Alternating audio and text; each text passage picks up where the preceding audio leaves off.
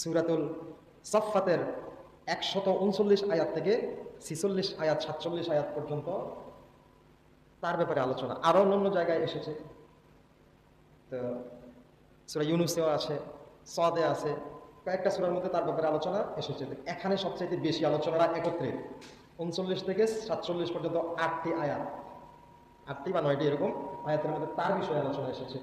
এই জন্য আমি এখান থেকে আলোচনাটা ইনশাল্লাহ স্টার্ট করব।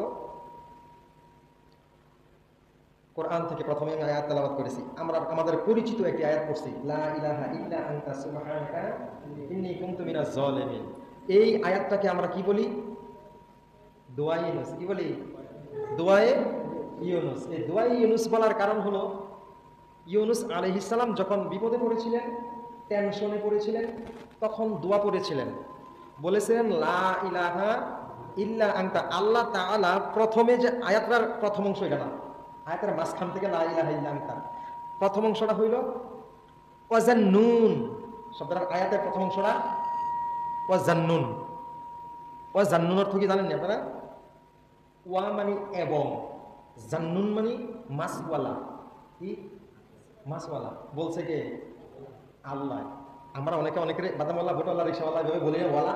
আল্লাহ মাঝে মধ্যে এরকম, ইয়া আইয়ুহাল মুজাম্মিল, হে চাদরওয়ালা, সুবহানাল্লাহ। আল্লাহ কইছে রাসূলকে, এই চাদরওয়ালা, কম্বলওয়ালা উঠো। হ্যাঁ, এইভাবে আল্লাহ বলেছেন মহাব্বত করে। আসলে আমরা এই ধরনের কথাগুলো মহাব্বত করেই বলি। কি বলেন? মস্কারা ঠাট্টাগুলো মহাব্বত থেকেই হয়। তা আল্লাহ মস্কারা বলেননি, মহাব্বত করে ডাক দিয়ে বলেন। আল্লাহ এখানে আমাদের রাসূলকে উদ্দেশ্য করে বলেন ওয়াজান্নুন, স্মরণ করুন মাসওয়ালার কথা। সুবহানাল্লাহ। আল্লাহ রাসূলকে বলছে স্মরণ করুন মাসওয়ালার কথা। তারপর আল্লাহ এই বাকি আলোচনাটা করেছেন। ওয়াজান্নুন ইযহাবা মুগাদিবান ফাযান্না আল্লাহ ইয়াকদিরা আলাইহি ফানাদাউ ফিজ যুলুমাত। বললেন, আল্লাহ বললেন যখন তিনি একটা অপরাধ করে ফেললেন, অপরাধ বলতে আল্লাহ এভাবে বলেছেন, তিনি পলায়ন করলেন। কি করলেন? পলাইছে। নাউজুবিল্লাহ। আমরা নয়, এক বলছে কে? আল্লাহ একজন রাসূলকে পলায়ন করছে, এই কথা বা সাধারণ মানুষে বলতে পারবে? বেয়াদবি হবে। তো আল্লাহ মহব্বত করে বলছেন, তিনি যখন পলায়ন করলেন, জুলুম করলেন, করে যখন তাকে আমি বিপদ দিলাম, বিপদে পড়ব, তখন তিনি বললেন আল্লাহ ইলাহা ইল্লা আনতা, আল্লাহ আপনি ছাড়া আর কেহ নাই। ইল্লা আনতা সুবহান, আপনি সমস্ত পাপ থেকে মুক্ত, অপবিত্রতা থেকে মুক্ত, আপনি পবিত্র। সুবহানাল্লাহ। যখন বিপদে পড়লেন তখন তিনি এই কথা বললেন। আমরা যে বলি লা ইলাহা ইল্লা আনতা, এই কথাটাই, হে আল্লাহ আপনি ছাড়া আর কেহ ইলাহা নাই, আর আপনি হলেন সবচেয়ে বড় কি? পবিত্র। সুবহান। এর পরের কথাটা বলি, ইন্নী কুনতু মিনাজ জালিমিন। এই কথাটা বলে আমি হলাম জালিমদের অন্তর্ভুক্ত, অর্থাৎ আমি গুনাহগার। আমি কি? গুনাহগার। আপনি হলেন মহাপবিত্র। এই কথাটাই আল্লাহকে আমরা বলি লা ইলাহা ইল্লা আনতা সুবহানাকা ইন্নী কুনতু মিনাজ জালিমিন। তো আল্লাহ তাআলা এখানে এই কথাটা বলেছেন। তখন তিনি যখন বললেন যে আল্লাহ আপনি ছাড়া আর কেহ নাই, তখন আমি তাকে কি করলাম? বিপদ থেকে, লাস্টের পরের আয়াতে বলছে ফাস্তাজাবনা লাহু ওয়া নাজাইনাহু মিনাল গাম্মি ওয়া কাযালিকা নুনজিল মুমিনিন। আমি তাকে টেনশন মুক্ত করলাম। সুবহানাল্লাহ। যখন তিনি বললেন আমি আল্লাহ ছাড়া আর কেউ নাই, তখন আমি তাকে টেনশন মুক্ত, মানে বিপদ মুক্ত করলাম। আর আমি ওয়া কাযালিকা নুনজিল মুমিনিন, আমি এইভাবেই বিশ্বাসীগণকে বিপদ মুক্ত করে থাকি। সুবহানাল্লাহ। আল্লাহ বলেন। তো এখন বিস্তারিত আসলে ব্যাপারটা কি জানা দরকার আছে না? কি বিপদ হইল, কেমন কি আসে বিষয়, এইটা আয়াত সূরা সফফাতের ১৩৯ নম্বর আয়াত থেকে শুরু। সূরা সফফাতের ১৩৯ নম্বর আয়াত।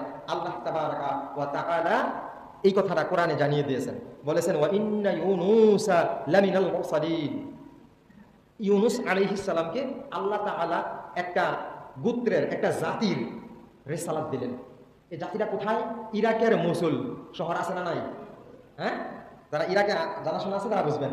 ওই শহরে, বর্তমান এই শহরটা মসুল, ওই শহরের মধ্যে ১ লক্ষ বা তার থেকে কিছু বেশি মানুষ ছিল।